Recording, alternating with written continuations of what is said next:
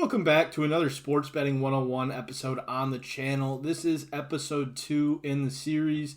And if you didn't catch episode 1 where I explain what a sports betting unit is, then you can catch it in the link in the description down below, or you can hit the eye icon at the top of the screen. Now, taking a look at a little preview of what we're going to be talking about in today's episode, there's going to be 3 key points that I cover today. And the first one's going to be, what does the plus or minus mean given a certain odd for a specific bet?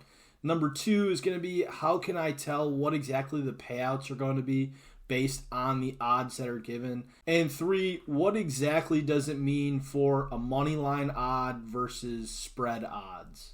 So as I just mentioned, first up, we're going to take a look at what exactly the plus and the minus mean in terms of sports betting odds. Simply put, the plus in front of the odds number means that the bet is less likely to happen, and the minus in front of the number means that the bet is more likely to happen. Typically, underdogs are given plus money odds, where the plus is in front of the number, and the favorite is given the minus odds, where the minus is in front of the number. So by general rule, if there is a plus in front of the number, then the higher the number, the less likely the event or the bet is to happen.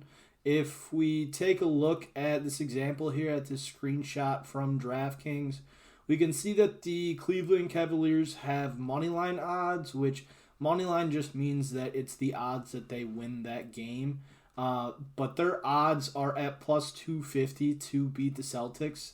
And we can see that the Celtics odds for the money line is at minus 310. So because Cleveland has the plus money odds, the Cavaliers are less likely to win the game than the Celtics. Now, adding on to that, the higher number, the less likely something is to happen. We just saw that the Cavs are plus 250 on the money line. If we take a look at a different game, the Knicks and the Pacers, the Knicks are currently plus 190 money line odds to win that game, so they're the underdog in that game. However, the Cavs are less likely to win their game than the Knicks are because 250 is larger than 190. So the Cavs have worse odds to win, so they are given the higher number. So on the other side of things, if there is a minus in front of the number, then the higher that number, the more likely it is to happen.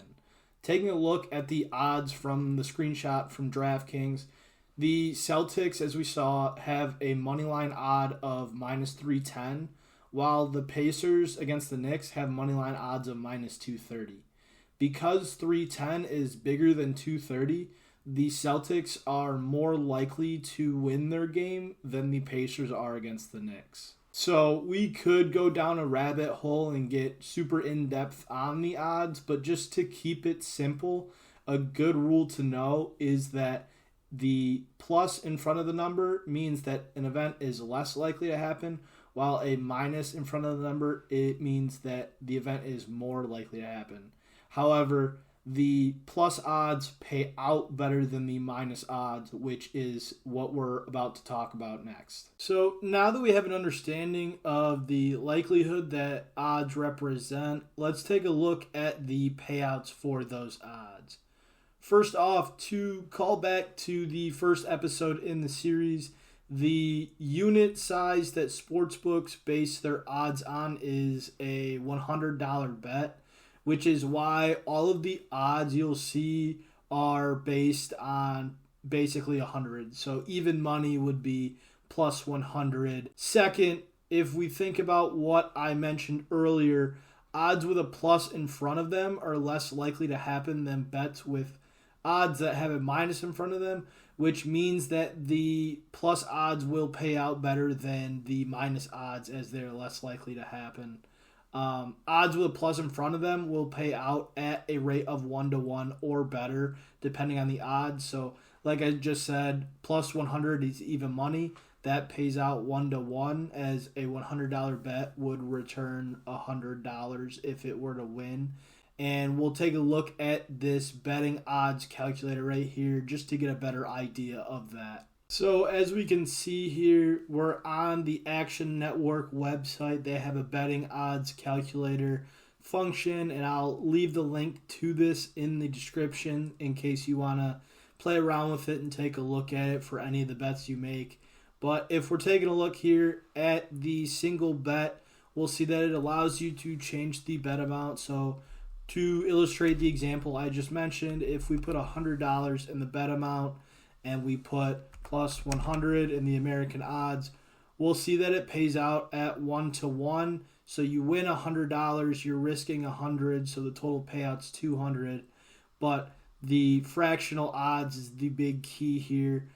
It translates these odds in the American odds box to a rate of return. So for plus money odds, if we take a look at it, plus 100 returns 100. As I said earlier, plus 200 returns 2-to-1. So we've got a $100 bet to win $200 with a total payout of 300. Now, if we take a look at minus odds, so we'll start with minus 200. It pays out at 0.5, so you'd be betting $100 to win 50. Now, with the minus odds, the easier way to think about it necessarily is that you're betting the amount of money that the odds are showing to win $100. So that can be slightly confusing. So I'll show you what I mean by that. If we have a minus 200 bet, to win $100, we would need to bet $200. So as we can see, minus 200, we're betting 200 to win 100 with a total payout of 300. Now, if those odds change to minus 500, we would then need to bet $500 to win $100. Now, I know this can get a bit complicated, and trust me, I don't blame you. I still get confused with certain aspects of it when you get into the more complicated lines of sports betting. But luckily, this tool is there. So if you ever are unsure of the payout or anything like that, the Sportsbook should calculate it for you. If you're, betting on a minus 200 line, if you throw some money into the Sportsbook, it should spit out what your ultimate payout is. But there's also this tool that can help you. And again, I'll link that in the description below in case you want to use it in the future. Our third and final topic is taking a look at the difference between moneyline odds versus spread odds. We took a look at the moneyline odds earlier and saw that there could be a pretty big difference in moneyline odds since one team could be significantly better or heavily favored over another. However, spread odds look to even the playing field between the two teams, which can lead to closer odds and almost identical odds in a lot of instances between the two teams. For those of you that may not be familiar with the term spread, the spread is the amount of points that the sportsbook is predicting to be the margin of victory.